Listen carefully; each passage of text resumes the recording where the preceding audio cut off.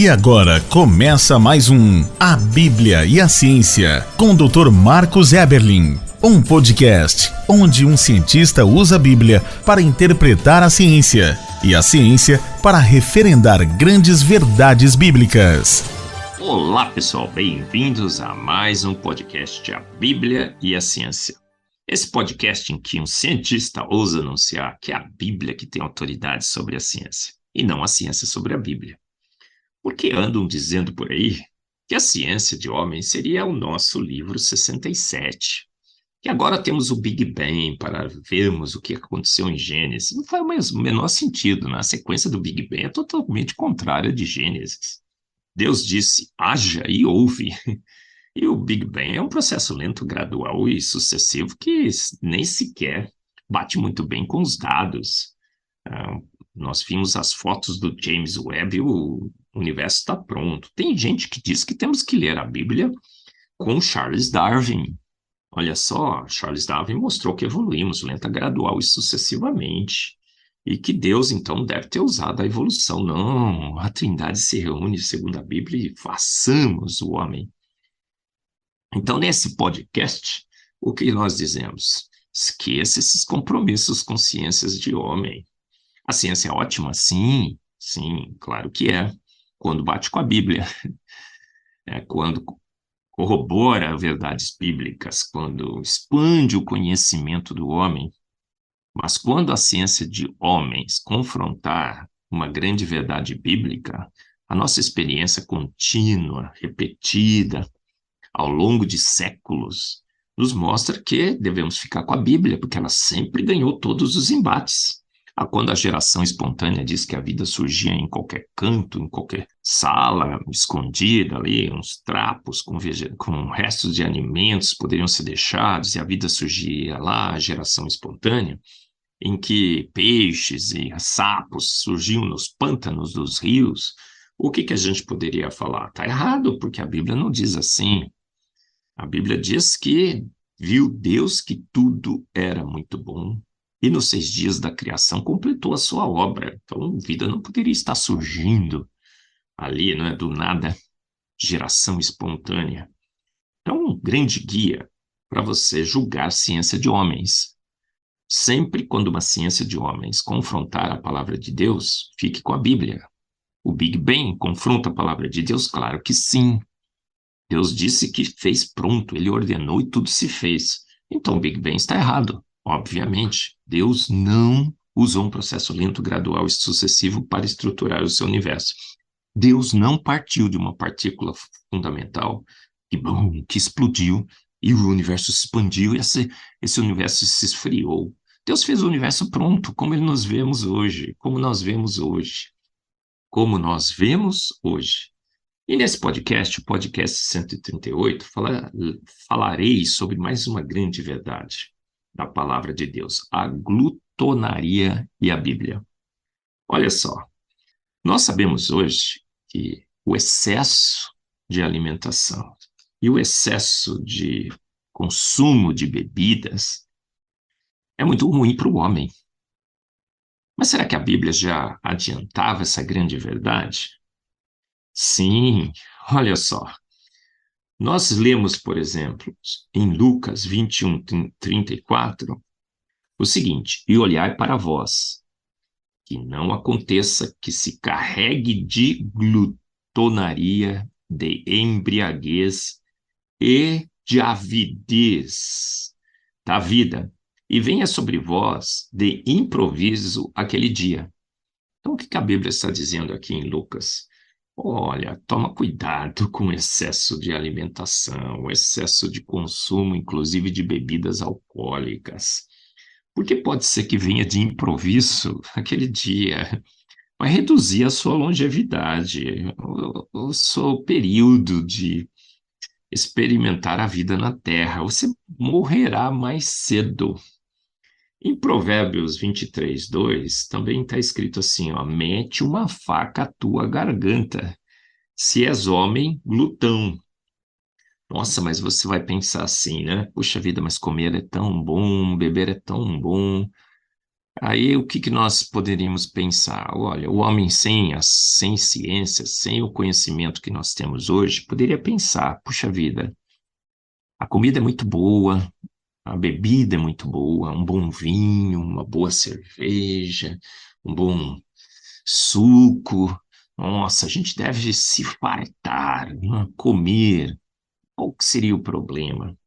Eu acho que muitos, durante a existência na Terra, sem conhecer os malefícios do consumo excessivo de alimentos e bebidas, poderiam pensar assim, mas se você lesse a palavra de Deus, você já perceberia que não. Olha, mete uma faca à tua garganta, se és homem glutão. Olha, não aconteça que se carregue de glutonaria. Glutonaria é excesso de alimentação e consumo de bebidas. A Bíblia também fala que é muito bom, na realidade, você parar por um tempo de se alimentar. O jejum da Bíblia, vários e vários versículos que a Bíblia tem sobre o jejum. Olha, Mateus 11:18, pois veio João, que jejua e não bebe vinho. Olha só, João Batista. Então, nós temos vários e vários versículos na Bíblia que mostram esse hábito que os judeus tinham, por exemplo, de jejuar. É um período em que você separa para não se alimentar e para estar em comunhão com Deus. E esse período tem, obviamente, um benefício, porque você se aproxima mais de Deus, você concentra as suas atenções em Deus, mas também para a sua saúde. O que nós sabemos hoje? Sabemos que o excesso de alimentos causam grandes prejuízos para a longevidade. A obesidade é o mal do século. Um desses males, né? Temos vários outros também. E o que percebemos hoje é que a obesidade causa vários problemas de saúde, pressão alta, diabetes, consumo excessivo de álcool, embriaguez. Olha quantos problemas esse consumo excessivo de álcool traz à sociedade. Mas nós temos na palavra de Deus um guia seguro, novamente, em que nós entendemos pela palavra que a ingestão calórica leva ao envelhecimento. Tem um livro muito interessante, chama Biblioquímica, do meu amigo, professor, doutor Tiago de Melo Costa Pereira. E nesse livro há um capítulo específico sobre o jejum, a ingestão alcoólica. E ele diz lá, olha, tenho certeza de que você já passou por uma situação de ficar vulnerável por falta de alimentos, falta de comida. E sim, todos já, acho que passamos fome na vida, muitos de nós. E aí você fica pensando, poxa vida, se a gente passa fome, Deus colocou na gente esse instinto de comer, comer, comer, beber, beber, beber. Não, não. A Bíblia tem outros versículos que o Tiago enfatiza no seu livro. Olha, por exemplo, 1 Coríntios 10:31, está escrito assim: portanto, quer comais, quer bebais, ou façais outra coisa qualquer, fazer tudo para a glória de Deus. Fazer com sabedoria, com controle, sem exageros. Olha, mas comer é bom? Sim, a Bíblia também diz.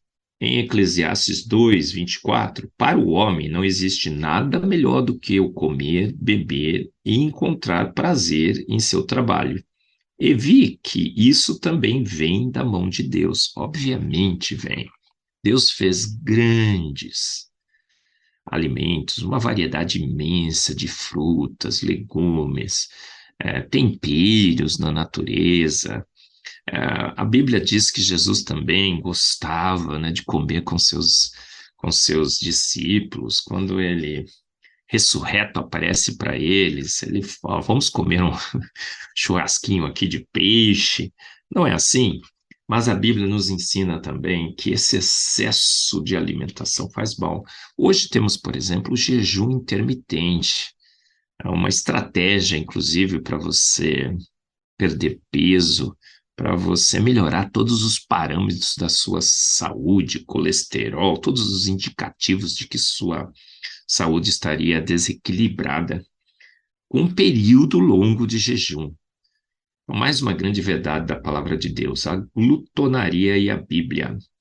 A Bíblia diz claramente que o comer é uma grande bênção, mas que devemos fazer tudo para a glória de Deus. E se você é um glutão, meta uma faca à tua garganta. Olha só, que não aconteça que você seja glutão, que você seja alguém que se alimente excessivamente. E o jejum, uma grande prática pregoada na palavra de Deus e confirmada pela ciência, mais uma grande verdade científica corroborada ou descrita na palavra de Deus, a Bíblia, portanto, digna de toda a confiança.